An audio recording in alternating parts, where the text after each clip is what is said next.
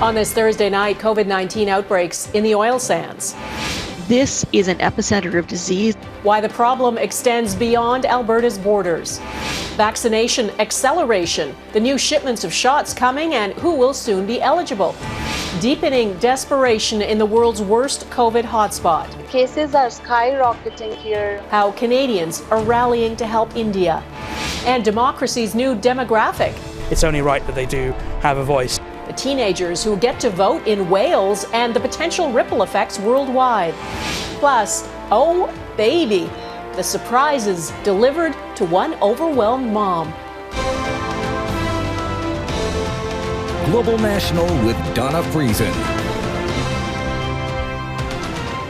Good evening and thanks for joining us. We begin with good news and bad news about COVID-19 in Canada. The good news is about the progress on vaccines. With more doses arriving and in the pipeline, provinces are ramping up their rollouts to younger Canadians. The bad news, the virus is still spreading faster in some provinces than vaccines are arriving. Manitoba reported its biggest daily spike in more than 4 months today, 363 new cases. Nova Scotia broke its daily record for the third day in a row with 182 new infections. Nova Scotia now has more active cases per capita than Quebec, but the hardest hit province by far remains Alberta. 546 of every 100,000 people are known to be infected right now. The worst affected region is Wood Buffalo. That's home to Fort McMurray in Canada's oil sands, where thousands of people work and live. More than a dozen outbreaks have made more than 1,000 people sick. And since workers fly in and out from other parts of Canada, the problem is not Alberta's alone. Heather Yourex-West has our top story tonight. The COVID-19 outbreak at the Canadian Natural Resources Horizon Oil Sands worksite has now become the country's largest single outbreak since the pandemic began. 1,093 people have become sick, and 2 of those workers have died. This isn't just something happening in one remote, isolated community in northern Alberta. This is an epicenter of disease that's radiating and affecting communities coast to coast. With outbreaks now active at more than a dozen oil sands work sites, Alberta Senator Paula Simon says it's time for a coordinated national response. Oil sands operations and the work camps that support them were deemed an essential service in Alberta and are not subject to new restrictions that require any workplace with more than 10 COVID infections be shut down. Instead, the industry is relying on vaccines, partnering with Alberta Health Services to deliver mass vaccination clinics to workers on site. The first ones have already taken place. CNRL Horizon has had a clinic this last weekend. There are 2 aspects to vaccinating our way out. One is ensuring that everybody gets the shot. Infectious diseases expert Craig Jenny says when it comes to work camps, the variants have made it nearly impossible to contain viral spread. Vaccinations will help, but only if nearly all workers participate. And even then, it will take 2 weeks before workers are protected. So between now and then, unfortunately, we can expect the virus to continue to spread through these populations. Of course, these populations are not confined to northern Alberta alone. Most of Newfoundland's COVID infections have been imported, and with so many workers flying to oil sands sites, officials there are on alert, anxious that Alberta's COVID crisis could spread.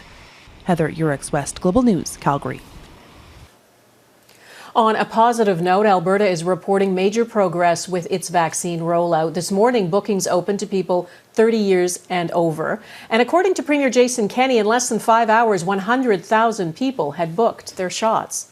Overall, in Canada, more than 41% of adults have now had at least one vaccine dose. That number is expected to rise quickly, with 25 million doses expected in Canada by the end of the month. I think if we look in the coming weeks and months, we'll have sufficient quantity of doses for provinces and territories to offer a vaccine to all those Canadians who want it, perhaps sooner than originally anticipated. It is the responsibility of the provinces and territories to get the doses to Canadians. While each is handling the rollout in their own way, there is a growing sense of optimism everywhere. Here's Eric Sorensen.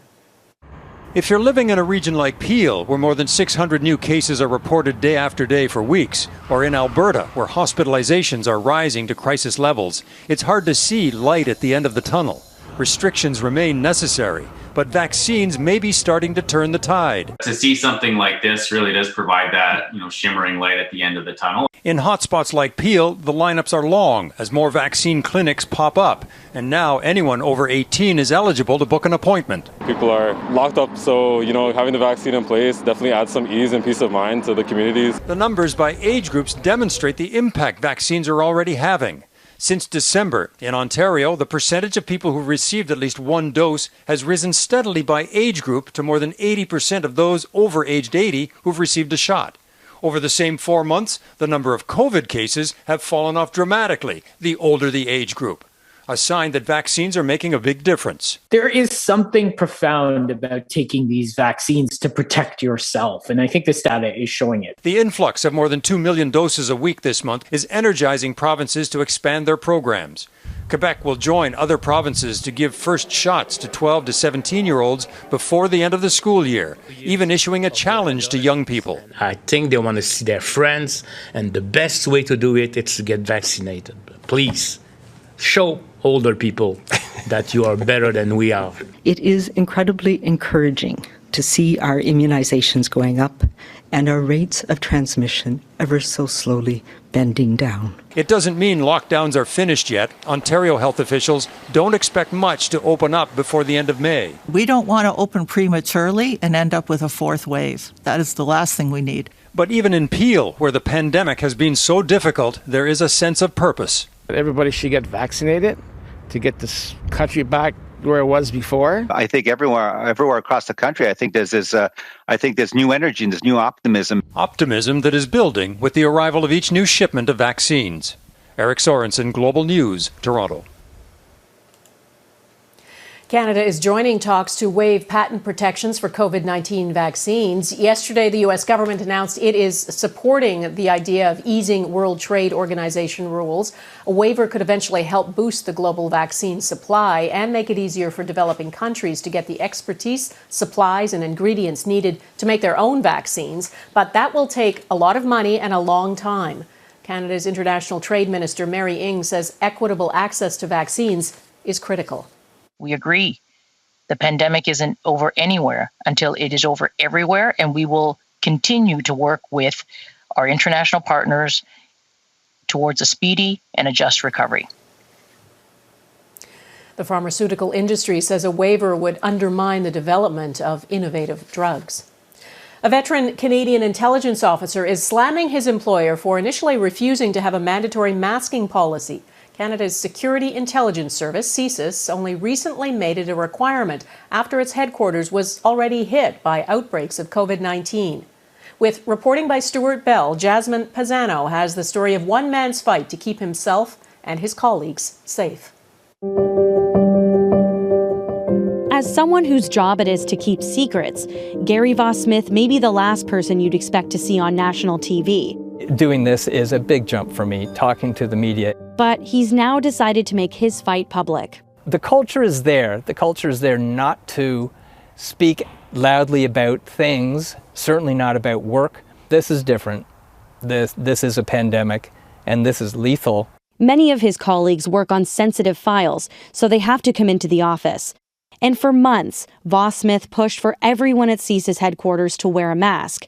But in November 2020, a supervisor had suggested he was being disrespectful. Though CSIS told Global News employees have been free and encouraged to give their input on workplace safety measures. We hear it time and again from the governments that we're in this together, and it didn't feel like that when I was facing reprisals. The mask is profound, but it's so simple to impose. Just wear a mask. In December, CSIS Director David Vigneault wrote an email to Voss-Smith saying most employees have opted to wear non-medical masks in the common areas, and he does not consider that mandatory enforcement is required. But fast forward to March, when CSIS was hit with COVID-19 outbreaks, and news emerged that Vigneault himself had tested positive, though the agency said he was infected outside the workplace. The next month, CSIS finally required all employees to wear a mask. You would have had a significant risk reduction if they would have had masking all along. The agency told Global News that since the beginning of the pandemic, it's been following the guidance and advice of the Public Health Agency of Canada. CSIS also said it's been taking measures including hand washing and physical distancing to prevent the spread of COVID-19. This is not a national security issue. This is a health and safety issue. Voss Smith adds that his story shows CSIS employees are no different than anyone else trying to stay safe. Jasmine Pisano, Global News, Toronto. In India, the situation is still getting worse. In the last 24 hours, more than 412,000 people have tested positive for COVID-19, and nearly 4,000 more people are known to have died from the virus. Health experts say the real numbers could be as much as 10 times higher than the official tallies. The whole world is watching this, including millions of people in Canada, many of whom have family and friends in India. As Robin Gill explains, they are stepping up to help. Ankita Grover went to India to check on her family. Between travel bans imposed by that country and Canada, the Manitoba resident is trapped and desperate to get out with her daughter. Cases are increasing day by day and we cannot go outside. Warrenjeet Sidhu of British Columbia went to India for his mother-in-law's funeral. Now he's stuck. We're getting worried more because as cases are getting higher and higher. The images of the dead and dying in India are heartbreaking. Being here in Canada, you do feel a little bit helpless. But Canada's South Asian community is rallying to donate to aid organizations. Khalsa Aid has been using the donations to buy ventilators and oxygen concentrators. These precious pieces of cargo are headed to the world's COVID-19 hotspot, where they're in short supply. The outpour from the community has been great. Not only in a donation and financial perspective, but also there's been a lot of emotion. Time is of the essence in this part of the world. The peak of India's second wave isn't expected until the end of May, and medical supplies are desperately needed.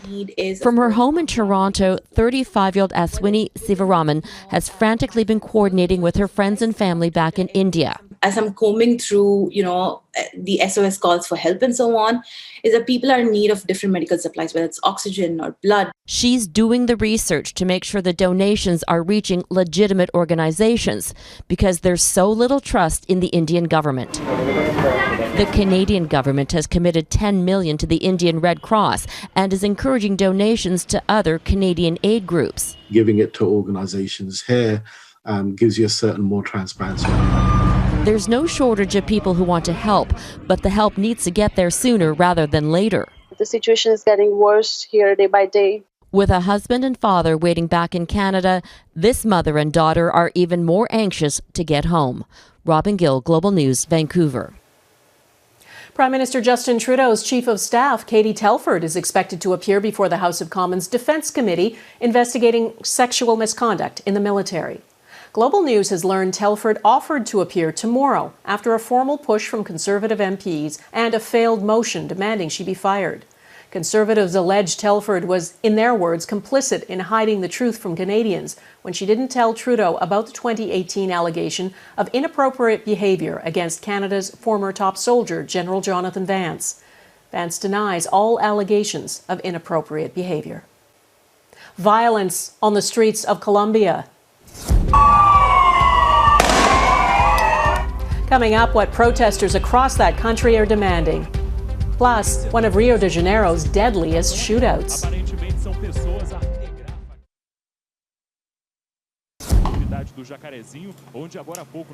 At least 25 people, including a police officer, have been killed in a shootout in Rio de Janeiro. It happened during an operation against drug traffickers in the city's third largest slum.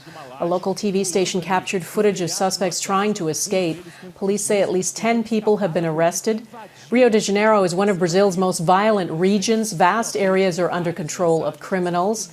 This is one of the deadliest police raids in the city's recent history.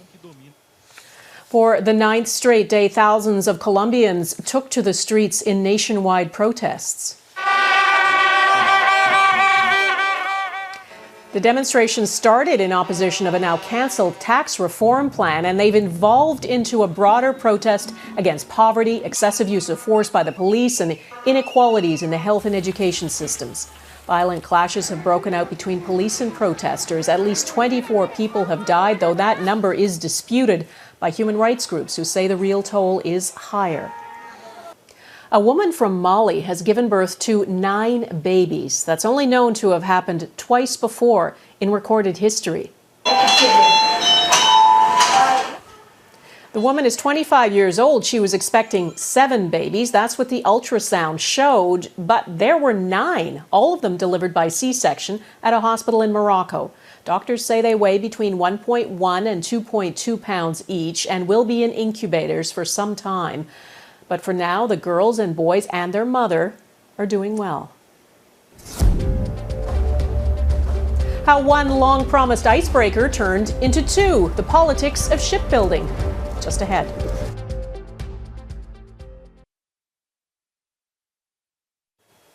There is news tonight about the long-promised plan to build new ships in Canada, including a long-overdue polar icebreaker. Federal shipbuilding is highly political. Big promises are often made and big contracts get doled out, and sometimes they even get snatched away before anything is built. Our chief political correspondent, David Aiken, has the details of what promises were made today. David? Well, Donna, at one time, the federal government was going to build just one heavy icebreaker, and with a price tag of likely $2 billion or more, that would have been quite the reward for the shipyard and region that won that contract. But rather than create winners and losers in what could be an election year, the federal Liberals have decided to build not one, but 2 heavy icebreakers. One at the Seaspan shipyard in North Vancouver. It's fantastic news, super excited to keep our members working, long-term employment, and it's obviously good for the Lower Mainland and the West Coast in general. The second at the Davie shipyard in the Quebec City region. Picking 2 winners to split multi-billion-dollar contracts, each with thousands of potential jobs, helps the Trudeau government avoid political headaches in BC and Quebec, though the Liberals deny politics played a role in the icebreaker contracts. Now, of course, we all defend our different industries in our own provinces, but this is the responsible and necessary decision that we had to make because we need those 2 ships. This isn't politics. This is about actually giving the men and women of the Coast Guard the tools they need to do the job that Canadians expect them to do. The opposition says the decision to build 2 in 2 shipyards, well, that's pure politics. They said, okay, we will invent another one. We will make 2 icebreakers instead of 1, and we will promise Quebec City that they will have it. It's another election announcement, David. It's something that's geared towards an election, wherever that may be. Now, we're not going to see any of these icebreakers until 2030. But if there's an election in 2021, you may not hear much about that. Donna? Okay, David Aiken in Ottawa, thank you. Newfoundland and Labrador is in desperate financial shape, and today a long-awaited report called The Big Reset lays out the harsh realities and calls for higher taxes and spending cuts.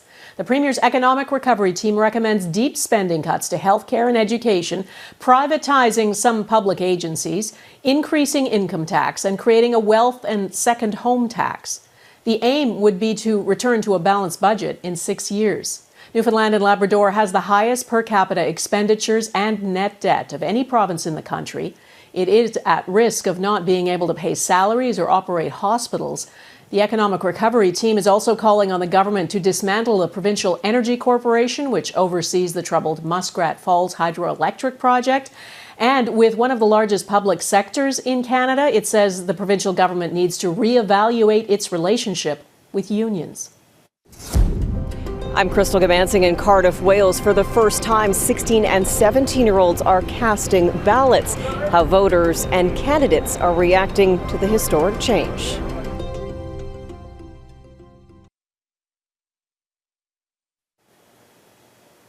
The right to vote is an essential part of democracy, and there's long been debate, including here in Canada, about lowering the voting age. That's already happened in Wales and Scotland. For the first time, 16 and 17-year-olds are able to vote in Welsh parliamentary elections, and it's given thousands of young people a direct say in their future. It's hoped it will also increase political engagement. Crystal Gamansing explains. The Senedd Cymru overlooks Cardiff Bay, and change is on the horizon. No one anticipates a parliamentary shake-up. Still, this election is historic. Voters as young as 16 are casting ballots. It can be so frustrating that you're so ignored and you're so unable to have a say, yeah, it breeds apathy. We know that the people that vote the most are often the oldest. Harvey Jones is 22. He became a candidate in Bridgend to steer policies towards issues important to his generation: educational supports, housing, and mental health initiatives. Extending the franchise to as many people as possible is a really sensible move, particularly when we have so many 16 and 17-year-olds working, paying taxes, going into the military. It's only right that they do have a voice. Wales followed Scotland in granting young people that voice. The Electoral Reform Society continues to lobby for the voting age to be reduced across the UK. We've seen over the last year young people protesting around climate change, around Black Lives Matter. Things like that relate massively to the decisions made in our Welsh Parliament. And young people, 16, 17-year-olds and above, should have their voices heard on those issues. There is also a Vote 16 campaign in Canada, and it has some political support in BC. What's happening here is being closely watched because it could lead to a new, more inclusive political era. Does it have an effect in which it changes the tone, the tenor, and more important, the look of politics, so that it isn't, as the old cliche goes, dominated by male, pale, and stale? Even if this one doesn't necessarily show the uptick as quickly, it shouldn't all be put on that because things take time. Time for young voters to build new habits and for parties to engage with new voters. Crystal Gamansing, Global News, Cardiff, Wales. And that is Global National for this Thursday. I'm Donna Friesen. Tonight's Your Canada is this abandoned schoolhouse near Pence, Saskatchewan. Thanks for watching. Farah Nasser will be at the anchor desk tomorrow, and I will see you on Saturday for the new reality. Take care of yourselves. Bye-bye.